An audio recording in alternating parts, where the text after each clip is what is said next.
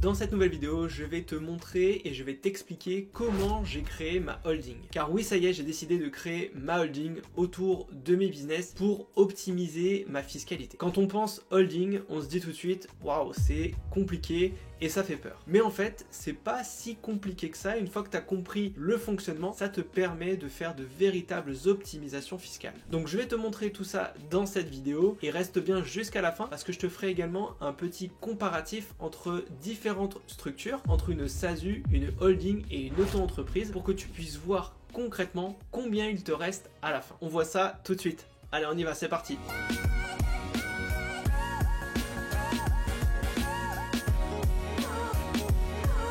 Salut, c'est Romain, bienvenue sur ma chaîne où j'aide les jeunes entrepreneurs à développer leurs revenus en ligne. Donc comme je te l'ai dit au début de cette vidéo, on va parler de la holding. C'est une structuration de différentes entreprises que tu vas pouvoir mettre en place pour optimiser ta fiscalité. Et avant de t'expliquer ce qu'est concrètement la holding, je voulais juste prendre quelques instants pour te rappeler un petit peu mon évolution. Quand j'ai démarré le business en ligne, j'étais en auto-entreprise. Donc en fait, cette auto-entreprise, c'était une auto-entreprise que j'avais créée en 2014 pour donner des cours en école de commerce. Quand j'ai entendu parler du business en ligne et de Amazon FBA, j'ai utilisé cette auto-entreprise pour développer mes business. Donc j'ai juste rajouté une activité sur mon auto-entreprise pour pouvoir faire cette activité d'e-commerce. Donc j'avais cette auto-entreprise jusqu'en 2022 et en 2022, j'ai décidé de l'arrêter puisque je venais tout juste de quitter mon boulot. Donc pour percevoir mes allocations chômage, en fait, je suis passé en société et je me suis mis en tant que président non salarié. Ça me permet donc de développer mes activités tout en étant payé par le Pôle emploi pendant 2 ans. En plus de ça, créer une société me permettait également de structurer un petit peu plus mon business, donc c'est la raison pour laquelle j'ai créé une SASU. La création de la société me permettait également de payer un peu moins d'impôts sur mon business Amazon d'une manière générale, puisque en auto-entreprise, en fait, je payais des impôts sur le chiffre d'affaires, donc à peu près 13% de mon chiffre d'affaires partait directement aux impôts, donc si j'étais bénéficiaire ou pas, c'était pas pris en compte, je devais payer. Point barre. En société, ce qui est plutôt intéressant, c'est que tu vas payer de l'impôt sur le bénéfice. Donc si ton business n'est pas forcément ultra rentable au début parce que tu te lances et que les marges sont assez faibles, eh bien tu ne payes des impôts que sur le bénéfice. Donc c'est selon moi ce qui fait vraiment l'attrait de la société. Donc là je suis passé d'une auto-entreprise à une SASU, donc une véritable société. Mais le souci, après 1 an, eh bien c'est que mon business et mes différents business ont quand même explosé, étant donné que j'avais du temps pour m'occuper de chacun d'entre eux. Donc que ce soit mon business Amazon FBA, mon business d'affiliation, de formation et d'accompagnement, tout ça a pris beaucoup d'ampleur. Et ce qui s'est passé sur ma première année, eh bien c'est que j'ai payé énormément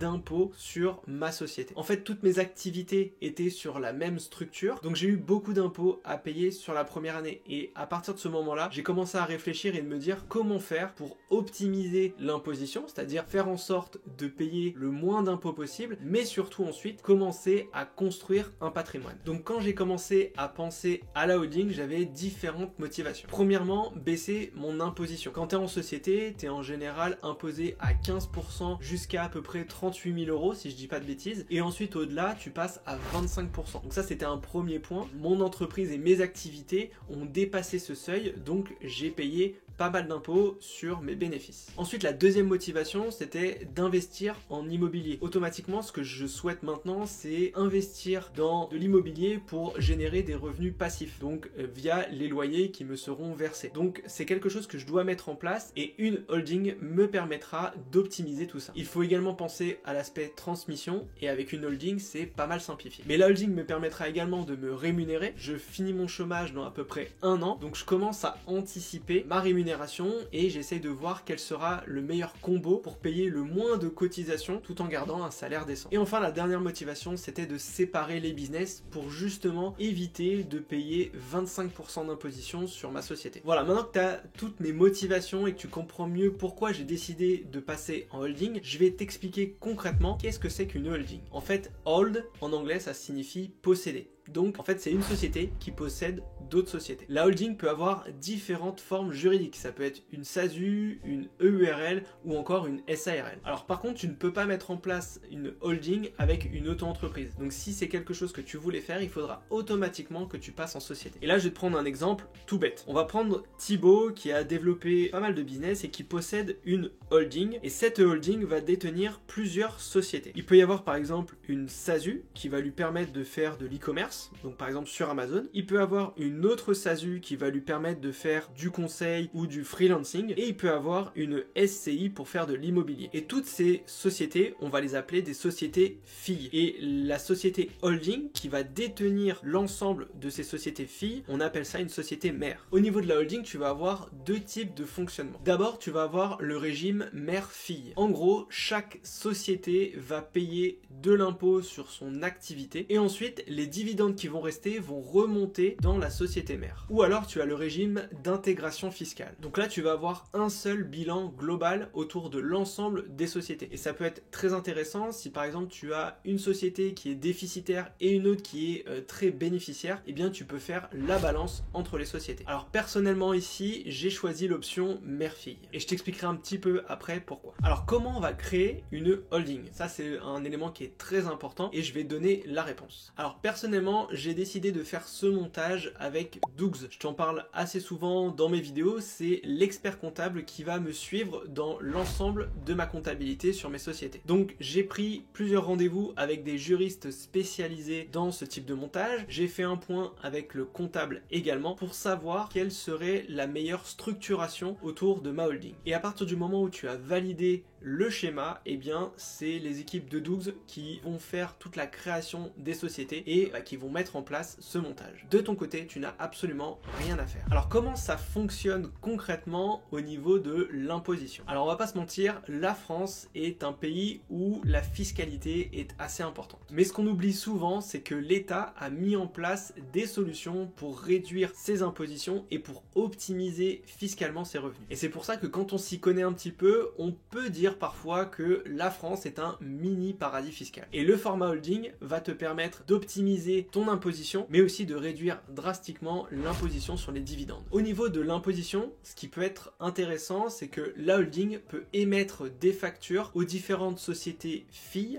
pour pouvoir réduire le bénéfice de chacune de ces sociétés. Si tu te rappelles, le montant à ne pas dépasser en termes de bénéfices autour d'une société, c'est à peu près 38 000 euros. Quand tu es en dessous de 38 000 euros de bénéfices nets autour de ton entreprise, tu vas payer 15% d'imposition. Dès que tu vas dépasser les 38 000 euros à peu près, eh bien tu vas passer sur 25% d'imposition. Donc ce que tu pourrais faire, c'est si tu vois que ta société fille, elle est par exemple à 50 000 euros de bénéfices, eh bien tu pourrais facturer depuis ta holding des prestations autour de ton activité et tu pourrais émettre ces factures directement auprès de la société fille pour faire baisser son bénéfice. Et ainsi, en baissant le bénéfice, tu paieras plus que 15% d'impôt au lieu de 25%. Ensuite, concernant les dividendes, là aussi, c'est hyper intéressant puisque une fois que tu as payé l'imposition sur la société, eh bien, ce qu'il va te rester, tu peux te le verser sous format de dividende et donc faire remonter ces dividendes dans la société mère. Et quand tu remontes ces dividendes, eh bien, tu n'es taxé qu'à hauteur de 5% de ce montant. Donc sur ces 5%, tu vas payer 15% d'imposition à l'État. Donc en fait, il y a 95% des dividendes qui ne seront pas taxés. Donc ça, c'est vraiment top et c'est la raison pour laquelle la holding est vraiment le meilleur combo pour faire circuler ton argent. Ça facilite donc grandement l'investissement immobilier par la suite ou alors l'investissement dans d'autres sociétés. Alors il y en a certains d'entre vous qui m'ont demandé quand je parlais de la holding, mais pourquoi Romain, tu ne crées pas de société à l'étranger? Premièrement, car une grosse partie, voire la totalité de mon business est en France. Donc en fait, la société étrangère, elle est juste étrangère de nom. Mais finalement, toutes mes activités sont en France. Donc je ne veux pas avoir de problématique avec l'État français qui pourrait peut-être me tomber sur le dos en disant que toutes tes activités sont en France, mais pourquoi tu as une société à l'étranger? Ensuite, la deuxième raison, c'est que je voulais pas forcément m'expatrier. La plupart du temps, quand tu veux faire une société à l'étranger, eh bien il faut vivre dans le pays. Alors c'est pas toujours le cas évidemment, mais voilà, dans les solutions les plus simples que j'ai trouvées, il fallait s'expatrier. Et c'est pas forcément quelque chose qui m'intéressait pour le moment. Donc je me suis dit, je vais regarder qu'est-ce qu'il est possible de faire en France pour optimiser ma fiscalité et je vais le mettre en place. Voilà, maintenant je vais te partager un exemple concret de revenus et de rémunération que tu pourrais obtenir sous format de dividendes avec trois types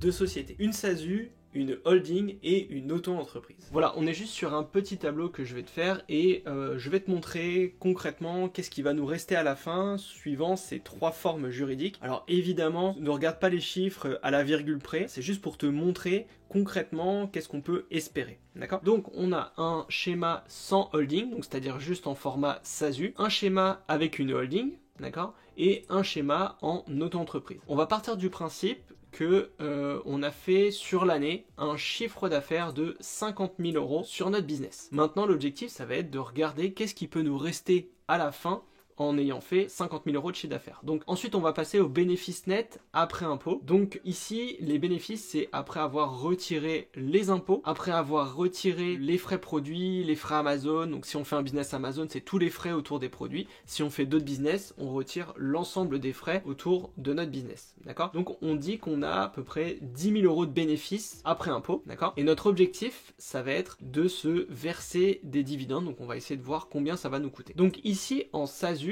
si je me verse des dividendes, je vais vouloir me verser 10 000. Il me reste 10 000 en bénéfice, donc je vais vouloir me verser 10 000. Pareil en holding, et en AE, on n'a pas de dividendes, donc je mets rien pour l'instant. Sur les 10 000 € de dividendes à se verser en SASU, il va y avoir 30% de taxes. C'est-à-dire que à partir du moment où tu te verses des dividendes, tu vas payer 30% de flat tax. Donc il y a 3 000 € qui partent à l'État et donc il nous reste automatiquement 7 000 €. C'est exactement ce que je viens de faire cette année. Je me suis versé 10 000 € de dividendes, j'ai payé 3 000 € à l'État et il me reste 7 000. Maintenant, on va voir qu'est-ce qui se passe sous format de holding. Donc avec la holding, ce qui va être intéressant, comme je te l'ai dit, c'est les dividendes, on va les remonter dans la société mère. Et si tu te rappelles, je t'ai dit que les dividendes était taxé à hauteur de 5%. Donc on va prendre 5% de ces 10 000 € et on va payer 15% d'impôt sur ces 5%. Donc concrètement, à la fin, il va nous rester 75 € à payer en taxes. Donc dans notre poche, on va garder 9 925 €. Donc tu vois déjà, la différence est assez importante. On a quasiment 3 000 € de différence entre les deux. Maintenant, pour finir, je vais juste te montrer par rapport à l'auto-entreprise la différence. Donc en auto-entreprise, tu payes des taxes sur le chiffre d'affaires et non pas sur le bénéfice. Le bénéfice de 10 000 €, on part du principe que tu as vendu des produits sur Amazon et tu as eu 20% de marge. Donc les 10 000 €, c'est ce qui te reste normalement dans ta poche. Mais il faut ajouter les taxes qui sont à hauteur de 6 600 €, puisqu'on prend à peu près 13% du chiffre d'affaires de l'auto-entreprise. Donc logiquement, quand tu retires les 6 000 € des 10 000 qui te restaient, il te reste donc 3 400 € de bénéfices nets dans ta poche pour avoir fait un chiffre d'affaires de 50 000 et un bénéfice de 10 000 €. Tu vois ici, par rapport aux trois solutions que j'ai testées, la holding te permet d'optimiser fiscalement d'une manière beaucoup plus importante les impôts, mais aussi les dividendes que tu vas te verser. Et c'est grâce à ces optimisations que derrière tu vas engranger beaucoup plus de capital pour ensuite investir, par exemple dans une SCI. Maintenant, je vais te partager donc mon plan d'action et je vais t'expliquer concrètement qu'est-ce que je vais faire chaque année pour développer mon patrimoine. Donc là, en ce moment, j'ai une SASU où l'ensemble de mes activités sont à l'intérieur. Donc ce que je vais faire, c'est que je vais créer une nouvelle entreprise, donc ce sera sûrement une nouvelle SASU, où en fait je vais splitter mes business Amazon et mes business autour de l'accompagnement, du conseil et de la formation. Ça me permettra donc de rester en dessous des 38 000 € de bénéfices pour garder une imposition autour de 15%. À partir de ce moment, dès que j'aurai payé mes impôts, eh bien il me restera des bénéfices dans la société que je ferai remonter sous format de dividendes, ce qui me permettra du coup d'être taxé uniquement sur 5% de ces dividendes qui vont remonter dans la société mère. Et ensuite, à partir du moment où tout mon argent est bien remonté et que j'ai payé mon imposition sur les dividendes, eh bien je ne vais pas me verser ces dividendes à proprement parler, sinon je vais devoir payer 30% de flat tax. Ce que je vais faire, c'est que je vais utiliser ces dividendes pour pouvoir investir dans des SCI. Donc l'objectif ici est évidemment d'investir en immobilier à partir de tout ce que je vais gagner autour de mes business. Donc à partir de 2024, j'ai prévu de commencer à investir en immobilier pour pouvoir obtenir des revenus 100% passifs à l'aide des loyers qui me seront versés. D'ailleurs, si tu veux que je te montre ce que je fais en investissement immobilier ou que tu veux que je te montre ce process, eh bien n'hésite pas à me le mettre dans les commentaires de cette vidéo. J'espère maintenant que tu comprends un petit peu mieux le fonctionnement de la holding. Je te souhaite une bonne semaine et on se retrouve la semaine prochaine. Ciao!